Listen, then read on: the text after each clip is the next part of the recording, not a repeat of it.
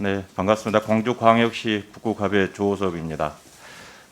인사청문회의 목적은 크게 세 가지가 있다고 생각을 합니다. 하나는 후보자가 정책적 능력을 가지고 있는지, 두 번째로는 소통의 능력이 있는지, 세 번째는 도덕적으로 치명적 결함이 있는지 없는지에 대한 검증 과정이 청문회 과정이라고 봅니다.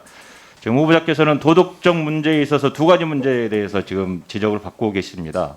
하나는 특공을 받았고 그다음에 관사에서 살게 되었다는 그 지적과 하나는 위장 취업에 대한 문제인데요. 특별 공급을 받은 시기가 언제죠? 2011년 이명박 대통령 시절 특공을 받으신 거죠. 그때의 제한적 사항은 뭐였습니까? 그때가 행복도시가 초기였기 때문에 굉장히 열악했습니다.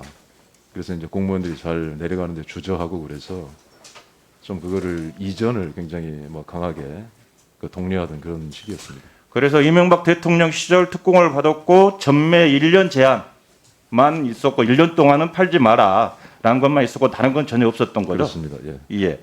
그리고 관사 소유권을 취득한 것은 박근혜 대통령 시절 소유권을 취득을 하게 되죠. 2013년. 예. 그래서 2016년도에 박근혜 정부 시절 차관으로 되면서 관사에서 살게 되는 거죠. 네네. 예.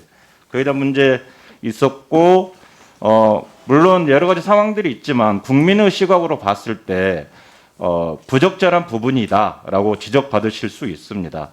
하지만 국토부 장관을 수행하는 데 있어서 임무를 수행하는 데서 치명적 결함이 있다, 도덕적 문제가 있다라고 보여지지는 않습니다. 그리고 소통의 능력 한번 말씀드리겠는데요. 아까 다른 의원님들 말씀하신 것처럼 장관 후보자에 대한 기대와 우려가 있습니다. 우려는 다른 의원님들께서 말씀하신 것처럼 기재부에서 30년 넘게 생활하신 분이 국토교통에 대한 그리고 국가의 균형 발전에 대한 지식을 가지고 있겠느냐에 대한 우려가 있는 거고요. 그 우려는 전문적 지식이 있다라는 검증을 오늘 이 자리에서 받아서 검증받으면 될 문제이고, 소통의 문제, 그다음에 기대에 대한 것은 기재부 시절에 정책이라든가 예산 등에 있어서 현안 해결들을 아주 원만하게 잘하셨다라는 평을 받고 있더라고요. 특히나 기재부 재정관리관 시절에 공무원 노조를 직접 만나서 설득하고 문제를 해결했던 경험들이 있던데, 그래서 상당히 기재부 내에서는 이분 괜찮은 분이다라는 소문이 있던데요. 이것처럼 직원들과 상시적 소통 체계를 가져갈 필요가 있다라고 생각이 듭니다. 거기에 대해서 견해는 어떠신지요? 예, 무엇보다도 서로를 이해하는 소통이 바탕이 되지 않으면 문제를 풀 수 없다고 생각을 합니다. 네, 소통을 강화해 주시기 바라고요. 특히나 국토부 같은 경우는 국토관리사무소나 지방국토관리청이나 지방항공청 등 여러 기관들이 있습니다. 또 국토부 업무상 이게 업무가 좀 고되고 편중되고 막 그러다 보면 안전사고 위험이라든가 그게 많이 발생될 수도 있습니다. 그래서 만약에 장관이 되신다면 예하 기관인 인력 상황들을 좀 실태 조사를 해주시고 실태 조사에서 적절하게 인력이 배분되어 있는지, 인력이 적절하게 채용되어 있는지에 대한 부분들을 살펴봐야 된다고 생각을 하는데 장관께서는 어떠신지요? 예, 기회가 주어진다면 말씀하신 거를 챙겨보겠습니다. 네. 그 다음으로 정책과 관련된 문제 좀 질문 드리겠습니다.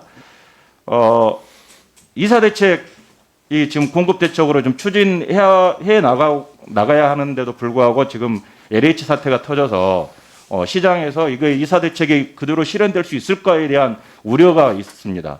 장관 후보자께서는 이사대책에 대해서 어떻게 실현하려고 하는지 의지를 밝혀주시기 바랍니다.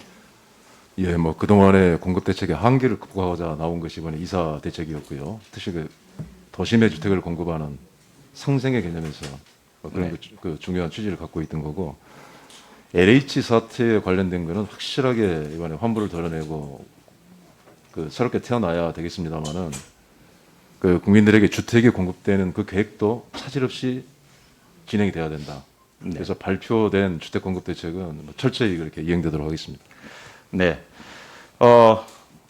LH 혁신안은 반드시 만들어져야 되고, 이사 대책에서 가장 중요한 부분이 공급 부지를 어떻게 확보할 것인가에 대한 문제가 가장 관건이 될 것 같습니다. 그러면 저는 한 가지 좀 말씀을 좀 드리고 싶은 게 도심 공공주택 복합사업 역세권 부분에 지금 현재 기준이 350m 이내로 되어 있는 거 아시죠? 네. 예. 그런데 350m 이내로 되는 것보다 500m 이내로 좀 확대를 시키면 거기에 대한 공급 후보지가 훨씬 더 많아지지 않을까요? 예, 그 역세권 범위가 그 지역에 따라서 상황이 다르기 때문에 좀 유연하게 그 접근할 필요가 있고요. 그 해당되는 그 지방자치단체하고 그 긴밀히 협조해서 풀어갈 문제라고 봅니다. 네, 꼭 그렇게 해서 풀어주시기를 바라고요. 그래서 기준 완화가 필요하다. 그래서 범위 확장이 필요하다는 부분과 또 하나는 기대 참여율 문제인데요. 현재 역세권 참여율이 6.6% 정도 예상을 합니다. 하지만 지금 기대하는 것은 서울 같은 경우는 10% 정도, 인천, 경기는 5% 정도를 예상을 하고 있는데 장관 후보자께서 만약에 장관이 되신다면 기대 참여율 증대 방안은 어떻게 생각하고 계십니까? 지금 계획에도 들어가 있습니다만은 그 토지 소유주들한테도 그 예상되는 그 수익률을 일반보다 좀 이렇게 가는 인센티브도 있고요. 또 기존의 그 도심 재개발이나 재건축을 하다가 보면은 부작용으로 이제 젠트리피케이션의 문제가 생겨서 그 어려웠었는데 그런 문제들을 서로 상생의 관점에서 해결하자 뭐 그런 내용이 들어있는 대책이고요. 이번에 그 발표한 후에 컨설팅을 받은 게 거의 뭐 1000개 가까운 그런 케이스가 나오고 있고 후보지도 굉장히 많이 나오고 있고 그렇습니다. 그래서 호응은 일단 그 좋다는 말씀을 드리고요. 그 참여도를 높이기 위한 그런 방법도 제도를 추진하는 과정에서 보완해 나가면서 해나갈 문제라고 봅니다. 네. 끝으로 시간이 없어서 기획부동산에 우리 국민들이 많이 피해를 당하고 있거든요. 이거는 국토부에서 대책이 만들어져야 되지 않는가라는 생각인데 장관은 만약에 생각하시게 되면 기획부동산 흔들릴 대책 그 지난 그 3월 29일 날인가요? 그 본부 합동으로 그 투기 근절 대책을 그 발표한 바가 있는데요.